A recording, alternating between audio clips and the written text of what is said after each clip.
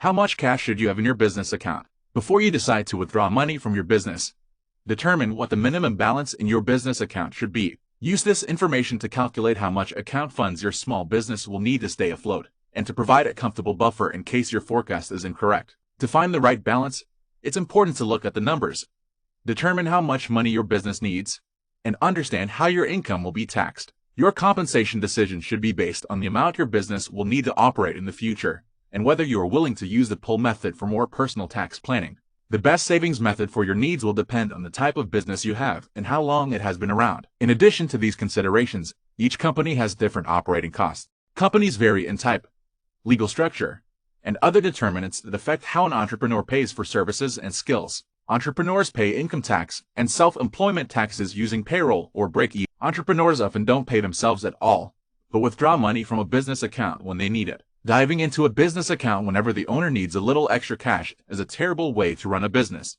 Accumulating cash in a long-term bank account is not the primary goal of any business. After all, putting cash into a savings account reduces the money that can be spent on hiring, buying stock, or developing new products. Having a corporate savings account to maximize cash reserves is important for a variety of reasons. In addition to your monthly living expenses and discretionary money, the bulk of the cash reserves in your bank account should be in your reserve fund. Aim to create an emergency fund for 3 months of spending, and then split your savings between a savings account and an investment account until you have 6 to 8 months stashed away. The amount in your checking account should be enough to pay your monthly bill. Withdraw cash to cover other expenses, so you won't have to pay overdraft fees. That means the company will have to set aside 6 times the company's average monthly cash flow as well as the amount set aside in a business savings account. For example, if a company's monthly expenses are $10,000, it should have a cash reserve of $60,000. The government insures almost all corporate cash reserve accounts up to a certain amount. Keeping cash in cash effectively disrupts the product life cycle for any business. During a lean month, postponing corporate savings ensures that the company has enough cash to pay employees and suppliers. You can always set aside money for small business taxes. If you like to receive your taxes monthly or quarterly, consider setting up an automatic bank transfer from your regular business income account to your tax savings account. When withdrawing cash from your business, be sure to take advantage of the various tax rates and benefits. To cover your federal taxes, set aside 30% of your business income, a solid rule of thumb. If you want more information or if you can save less than 30%, ask your accountant to determine what percentage of your business income you should set aside to cover taxes.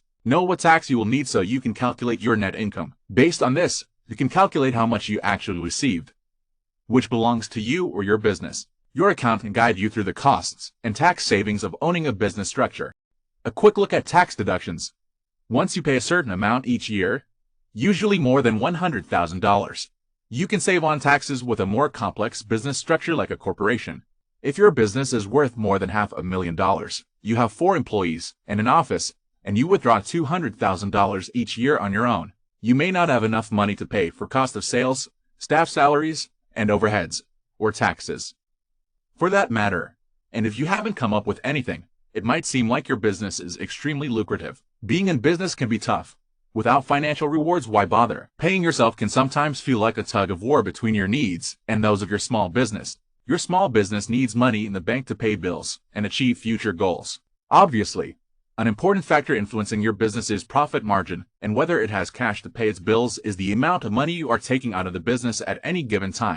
Identifying business expenses is more difficult when paying personal bills from a corporate bank account. If there are other owners or investors, personal fees paid from the business account end up in your hands. Even if you don't sign up for a true business bank account, as opposed to a personal one, you'll need a separate account dedicated to business income and expenses. You can't just upload your bank account transaction history to QuickBooks, Xero, or Zoho Books and know that all fees are business related. You can't just upload monthly transaction records to your accounting software and then centralize all your business expenses in one place. If you use cloud business applications, be sure to pay annually rather than monthly to save money. While you may want to set aside income for tax purposes, it's always good to make more money. Many business founders go unpaid for the first few years, while others make so much that they find it difficult to scale their business.